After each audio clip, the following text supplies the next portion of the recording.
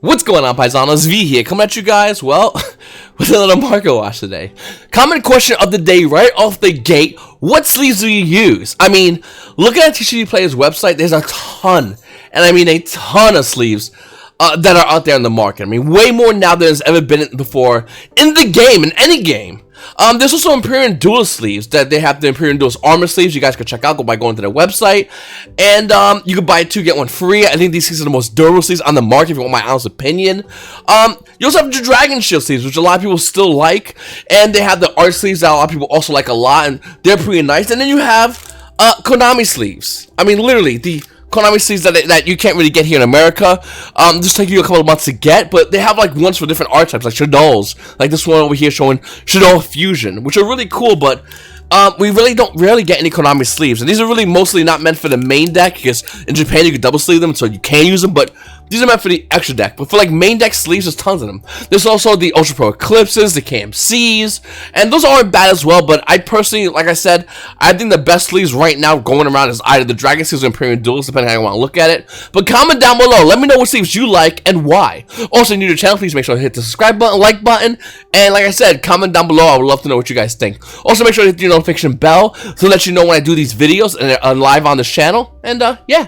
Going to the rest of the market watch, guys. Real quickly, Ultra Pro top loaders are short. I don't know. I felt like a case of Ultra Pro top loaders were a lot cheaper, and Ultra Pro top loaders in general were a lot cheaper. But looking over here, they don't look pretty cheap to me. Maybe that's just, maybe I haven't bought some in a while, because I bought a couple of cases a while ago and I still have a ton left. But yeah, let me know. Are these getting hard for you to buy, or is it just me looking at these? So, looking at Battles of Legends Armageddon, it's coming out soon. I think a lot of Yu-Gi-Oh! Players are really excited to get a lot of cards in this set. I think the pre-order prices still have these cards at some insane high amounts of money, and I don't recommend going in and buying almost any of the pre-orders. I will say, looking at Battles of Legends Armageddon, there's definitely potential value, and I'll talk about it right now, guys. Like, I mean, listen, Chaos Emperor Dragon Armageddon is a great card, but you need one of if you actually need the card. So I think the value actually might go down. I think all these Numeron cards might have some money. They're probably going to be short printed, we're going to be honest. But yeah, looking at Chaos Dragon, the Dragon Armageddon, I think it's a good card, but definitely not the card that's going to be holding this kind of crazy high value.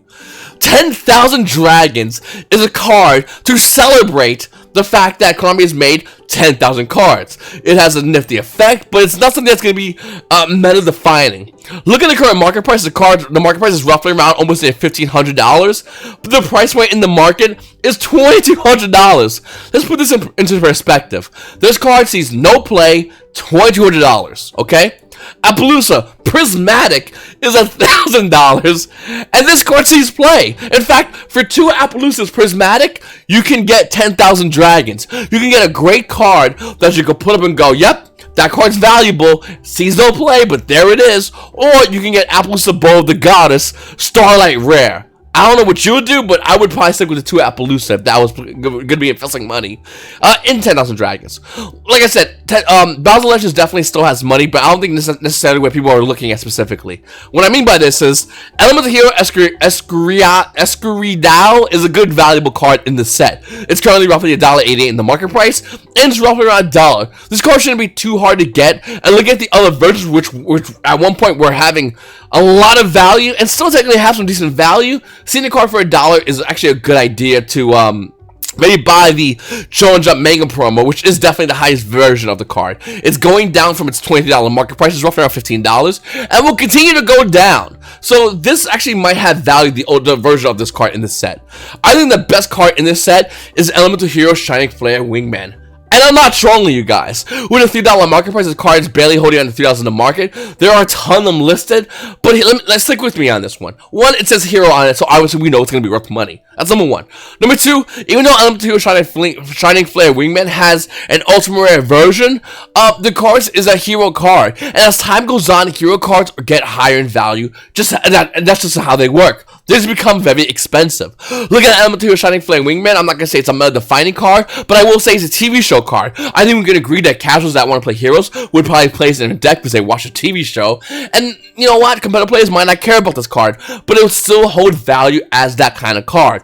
I think when a card immediately comes out, it's going to be worthless, and for a while it will be worthless, and eventually you can't get any more Battle Legends Armageddon, and as time goes on, people are going to be wanting to buy cards that are not on the market or easy to get in the market, and one of those cards is going to be Elemental Hero Shining Flame Wingman. I'm dead serious when I mean this. I think this card, even though it possibly shows no meta play, will show a ton of value because it's a hero card. Hero players aren't like us normal people. They buy out things that say hero on them and don't look back. It's just a thing of what they do. Looking at Terraforming Ultimate Rare coming out of OTS 1 Pack 5 with a $63 market price, the value of this card is $70, and there's almost none left in the market. The first war is $6 at $100 for Ultimate Rare Terraforming. Do you have yours? I mean, man. The real side Black Roman coming out of 12 Pack Booster 1 with a $29 market price. Well, it's just about bought out. There's a listing over here, two listings for $100, then it hits $200, and then you got a PSA 10-1 being roughly around $300. It's probably never gonna, if I'm gonna be honest, that PSA one probably won't sell, but it's there. If you want other versions of Black Rowan, and there are other versions, they still hold a relatively decent value in the market. I mean, you got the Ultra version of Black Rowan coming out Electric Collection 5Ds. It was $17, it's down to like $16, and after that it goes back to $17 for the Ultra version of this card. You also got the Battle Legends reprint coming out soon, which might lower the value of the Ultra Rare. You got there's another version of Black Rowan, which I'm not seeing here. One second, let me see if I can pull it up. There's a Black Whirlwind that has the Duelist League Black Whirlwinds. Those are insanely hard to find, mind you.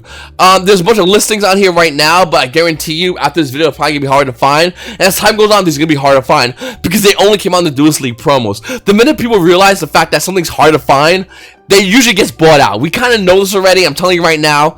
Looking at the Duelist League promo versus the Black Whirlwinds, I wouldn't be surprised if these get bought out as well. I'm just throwing out there for you guys. Also, Blackwing Full Armored Master is roughly around $18 in the market price, but it's currently listing showing to be a $23 to $24 card. I don't know why. I mean, I really don't know why. Listen, I think Blackwings are due for an upgrade in their deck. I would agree with anyone that says that statement. But to see this card be so high in value, it really doesn't make much sense. And I don't know why it is having such a high value for this card. Then we have Zodiac Whiptail cooling down from a recent buyout. You guys would know about the buyout if you are part of the Yu-Gi-Oh! Mark Watch Facebook page. If you're not, click on the link down below or by going on Facebook, type in Facebook's/groups /Yu-Gi-Oh! Market, and you will see the Yu-Gi-Oh! Mark Watch Facebook page. Zodiac Whiptail OTS 1 Pack 5 with a $35 market price is roughly around, well, almost at $50, and look how fast it goes up to $62, $65 for this card. Zodiac Whiptail is an expensive card. I think there's a Dragman version of Zodiacs that are seen playing in OCG. There's another hybrid version of Zodiacs that's also seen playing in OCG, and that really attributed to why this card is worth so much money. I mean, is what it is. Zodiacs are valuable, and by Konami releasing more bears and unlocking Zodiacs slowly, maybe giving us another Dryden, or maybe by giving us a Broad Bull, will definitely increase the value of Zodiac Whiptail, as well as Zodiac Ram, the super rare, that also recently came out as well. Then we have Plague Spreader Zombie Ultimate Rare coming out of Crossover Chaos. Look at this, $25 market price, Lightly Play Unlimited. Well, you can get it for roughly around, $18 for a Lightly Play Unlimited Ultimate Rare, Lightly Played, not bad. Once again, $18. You want the mint? Sure, $26. But if you want a first edition version of Plague Spreader Zombie Ultimate Rare, it's $105. $105.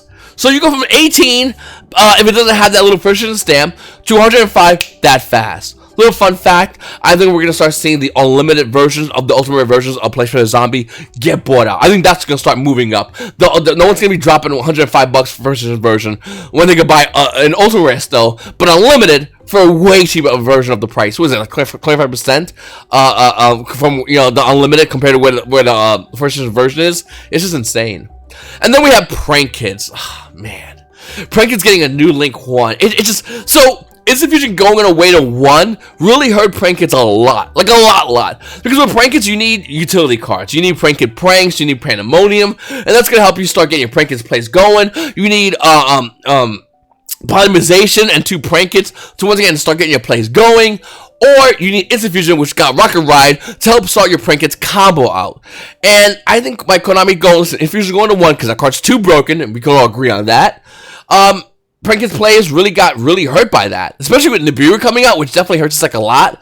And then there's Link 1 coming out. Well, a lot of Prankets players get past using Instant Fusion, not using, having Instant Fusion being hit. I still think Instant Fusion needs to be played in Prankets. Obviously, Instant Fusion with Rocket Ride is still insanely good, but to see the fact that like Instant Fusion still got hit, so a lot of decks can't abuse that card. Prankets got Link 1 to basically subsidize the fact that it can't use the card. You know what I'm saying? I still think Prankets need more cards, though. I mean, listen. The Link 1's going to definitely make Prankets players go up to locals, finally. And I'll probably have a Prankets deck profile on the channel coming up soon, discussing all that. But they need more. They need a Link 3. They need more main deck monsters. They need more ways to have recursion. They, more importantly, need ways to stop Nibiru. If Prankets get a consistent way to stop Nibiru, but once again, with the Link 3, possibly, it would vehemently change the way Prankets are seen within the meta. In case anyone forgotten, this deck won a YCS. Let's not forget about that. This deck savaged through and won a YCS. It's a big deal for a deck that a lot of Yu-Gi-Oh! Players right now watching this video might even not know what this deck does. Respect the deck whether you like it or not, because this is a deck that could smack you if you don't respect it. And nothing sucks more than losing to a deck that you don't know about. That might really be easy to stop, but since if you know how to stop it properly, Rogue deck will take you out. So, looking at Prankets, I think it's a really good deck. I'm a big Prankets fanboy. Like I said, I'll probably have a deck profile coming up on the channel soon. Prankets place obviously spiked up in value. It's cooling back down. $11 market price. It's roughly around $10. It will continue to go down in value. I really do firmly believe this. Even with the Link 1, which is still really good, Prankets still need a handle on stopping cards like Nibiru and other hand traps. Jewels of the Valiant only came out of Lord Attack Down Galaxy. It's a common, and it says if exactly one monster is banished from your graveyard, and no other cards are banished at the same time, except during the damage step, you can send from your deck to the graveyard one monster that has a different attribute from that banished monster. It's almost a Fool's Burial that's continuous. You can only use effective it once per turn of Jewels of the Valiant, but it's a card not a lot of Yu-Gi-Oh! Players really know about. It's only a printing common in Legacy of Lord Attack on Galaxy. The same set of, like, let's see, what's it? All this Mecha Phantom Beast Dragon set came out of this set. Harpy Chandler came out of this set. Like, it's not a set that's relatively new. It's an old set, and it's a common. So, if you don't have this card, you might want to go ahead and buy it. I mean, it's relatively easy to buy right now, but, I don't know, it has potential to receive play in the future of the game. So, is this another, like, version of the Waifu tax? Because Valkyrie Brunhilde at a Shadows of Valhalla, Secret Rare, with a $9 market price, is, what is it, like, $13 to $16 for Valkyrie Brunhilde? Like, is Waifu tax evolving again? And let's be honest with you, is Konami going to make more cards for Valkyries? Are they going to make more Waifu cards? Because we're seeing it happen already. I mean, look at Strikers. Literally, everything Strikers and Extra has been made Ultra Rare. Everything. Tractrix, they made Raphicillion Ultra Rare. Why? Because Waifu. Dragon Maids, Waifu.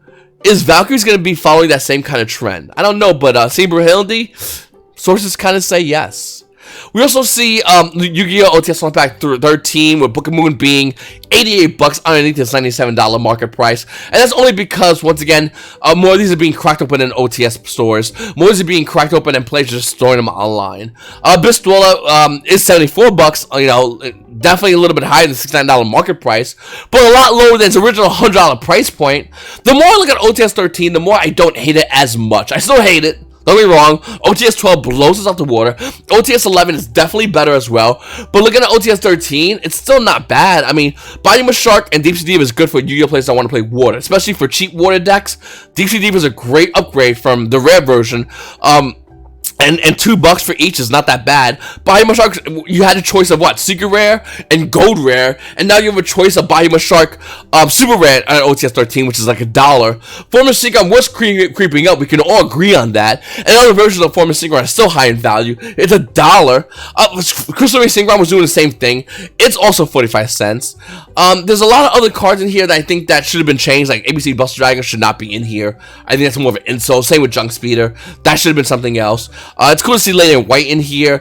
For Floodgate Trap Hole, it annoys me that this card's in here because it's a $20 card in Speed Duels, and I really wish Konami came out and said, listen, if you have OTS Tournament Pack 13 Floodgate Trap Hole, you can use it in Speed Duels, because that would get Yu-Gi-Oh players might want to play if you give them a card that relatively is expensive in Speed Duels, but not expensive if they go and they get the 40 cents version in here. I think that would be a way to get Yu-Gi-Oh players to play Speed Duels by playing at the OTS store. So I think that's something that should have been done here. We try to look at this card. It just annoys me that that's not being done. Nobody cares about Floodgate Trap Hole. I mean, yeah, I get it. Trap Tricks, Trap Facility, Floodgate, I get it, but it just makes no sense other than that. Destiny here with Diamond Dude. I talked about this card not long ago, and just want to give you guys a little update. With a $15 market price, the unlimited play, lightly played unlimited version is $21. First editions are $56. After those two sales have gone, the card's $75. So I didn't even buy this card. I was going to, and I just never wound up doing it. And now that happens. That's how the market works sometimes. You also have Herald Orange Light from OTS Tournament Pack 7 with a $24 market price. It's about $30. When this card was like $6, it was a good buy. Seeing that at $30, I just don't understand why this costs so much money. It makes no sense to me. But here it is. I would recommend selling it because, to be honest with you, I mean, yeah, it's $30 for Herald Orange Light, but I mean, Herald Perfection coming back again in the meta? I don't think so. I would get rid of this card as fast as possible. It will go back down in value. Ghost Ogre and Snow Rabbit coming out at OTS Tournament Pack 5 is $127 on the market price. But realistically, it's roughly almost there $150 for Ghost Ogre and Snow Rabbit. This card at one point was hovering for a long while, actually, at $80. And until Konami makes a more consistent way, I'm talking about like a good way to make Yu-Gi-Oh players not want to play hand traps, we're going to see this kind of crazy buyouts for hand trap cards that are ultimate rare. In fact, I'm shocked Drone Lockbird is actually down with a $72 market price. We have a listing over here for $68 for Drone Lockbird ultimate rare. Once this card sees meta play, I can easily see it hitting prices near $150 each copy. Mind you, the card's roughly what, 68 to 74 bucks? It would easily double in price if it sees meta play because it's hard to get. Ghost Ogre came out on OTS Tournament Pack 5, that's why I went up first, and Joe Lockboard came out on OTS Tournament Pack 8. As time goes on, if this card sees meta play, it will easily hit over $100 price point. Mark my words. Unless Konami can find a way to consistently stop Yu-Gi-Oh players from playing variants of their hand traps, this is going to be a thing. I'm just throwing it out there for you right now. This card, once again, I'll reiterate, it will go up in value as time goes on, unless checked by the game itself, or it sees no meta play. If it sees no meta play, it still might go up in value, because it's a hand trap that's ultra rare, that's hard to get. And as we pull away and get newer OTS packs, OTS 14, 15, 16, 17, OTS 8 being the older OTS pack, it will go up in value. We know this, because Ghost Ogre is going up in value. And I wouldn't be surprised if this happens as well for this card. Light and Darkness Dragon coming out of Yu-Gi-Oh! GX manga promotional cards, which I don't know. I went to my bookstore the other day and I couldn't find any Yu-Gi-Oh! GX mangas at all. They just pulled from all the bookstores. Comment down below if this is happening to you as well, but I couldn't find any. Light and Darkness Dragon, the promo, $20 market price. You got one listing over here for about 14, 15 bucks, and then it's $40. By the time you're watching this video, it's probably already gone. It's mentioned on the Yu-Gi-Oh! Market Facebook page, I believe. There's a good chance. Let me hit refresh. Is it gone already? Let's see. 14 bucks. It's still there. I'll be shocked. Oh, it's gone. Okay, yeah. 40 bucks. Light and Darkness Dragon with a $20 market price. It just is what it is, I guess. But if you have some, hey, it's now 40 bucks. Congratulations. It's like Kai's Shadow Monarch. Another card coming out of Tour Pack Booster 3. Sees no meta play, zero meta play. Kai's Shadow Monarch, $55 market price, and it's $67 to $75 for the card. Once again, this card sees no meta play, but it's worth a lot of money because we're gonna get the highest rarity version of Kai's Shadow Monarch, ultimate rare. At a Tour Pack Booster 3, you ain't cracking those lately. It's not gonna happen, so that's why it's so much a crazy high price point. Now, if you wanted the Bureau of the Power of Being and you didn't get any in the 2019 Gold Stock Mega Tins, $16 is what you're gonna be paying for this card. The market price, the current price point, it's $16. Weren't these tins like $20?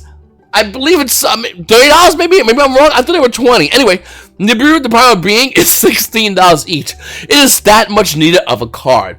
Konami, you need to reprint this card as soon as possible. This card should not be this expensive.